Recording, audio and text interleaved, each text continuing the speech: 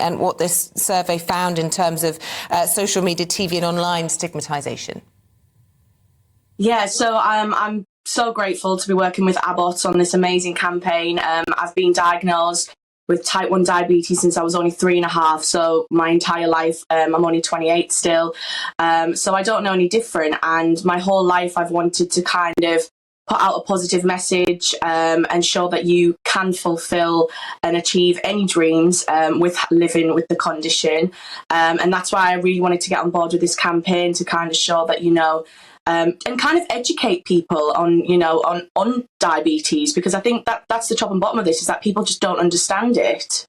Yeah, but Amelia, what I'm worried about is, see, a lot of people, when they hear you've got type 1, it's okay, that's fine, she was born with that was outside her control. If you've got type 2, I would have thought the stigma is stronger, the judgment is stronger from people, because they're saying, oh, you eat all the wrong things, you've brought this upon yourself, you could cure this if you had any sort of discipline. There must be a distinction between having type 1 diabetes and type 2. Absolutely. Type 1 and type 2 diabetes are very different conditions, and both really, really strong conditions, which you have to make daily life decisions based on having both of these. And I think the difference between them is huge. And I think this once again just goes down to the fact that people are uneducated on both conditions. And growing up with type 1 myself, there has been a few things that I've witnessed over the years, like things in films or TV series where there's been a line in a script where it's made a joke saying, oh, don't eat that because you might become diabetic. And little do people know that has such a mental impact on someone living with diabetes. Had people comment on your condition and felt, upset, and had your mental health impacted by it? Yes, definitely. Obviously, using the TV and film examples as a teenager, that definitely has an impact, and it has got better now, I will say that. But I had like a bit of an experience at Christmas, where somebody in a restaurant that I was at saw me injecting in public, and said, oh, I couldn't do that, I'm petrified of needles. And I just calmly turned around and said to this person, I don't actually have a choice, and if I don't do it, it leads to complicated, consequences. And obviously, that person must have left feeling pretty guilty, and hopefully goes and tries and reads a book, or maybe Googles about diabetes now.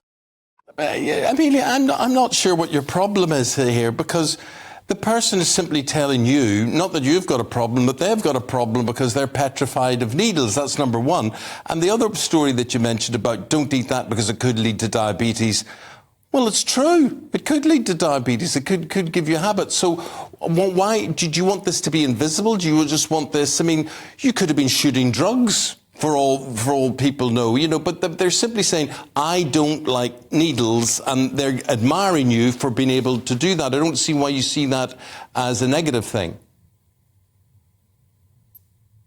It wasn't so much, it was more kind of, I guess, obviously I would prefer not to do an injection, and, I've done this my entire life. And, I think people kind of don't realise the mental effect that has on somebody, and obviously having to do this my whole life and make daily decisions based on living with, a failed pancreas. I didn't choose to have this, and I've always tried to have a positive outlook on this.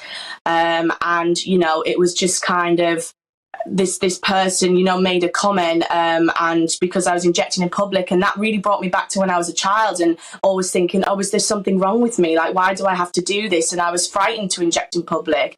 So that just kind of, hit a nerve with me, I guess. Well, you're a huge role model. Lots of people will know you from your time on X Factor. It hasn't held you back at all, has it? What are you up to now? We're almost out of time, but if you let us know what your star is up to now. I've just, thank you. I've just finished Panto, so I'm having a bit of R&R at the moment, especially looking after the diabetes. But yeah, I'm excited for 2023, and continue to work with Abbott and Freestyle Libre. Good luck to you, Amelia, and stay well, stay healthy, and thanks very much indeed for talking about the condition. Thank you very much. Thank you so much, guys. Thank you. Bye-bye. We've got to Bye-bye. go. We'll have more for you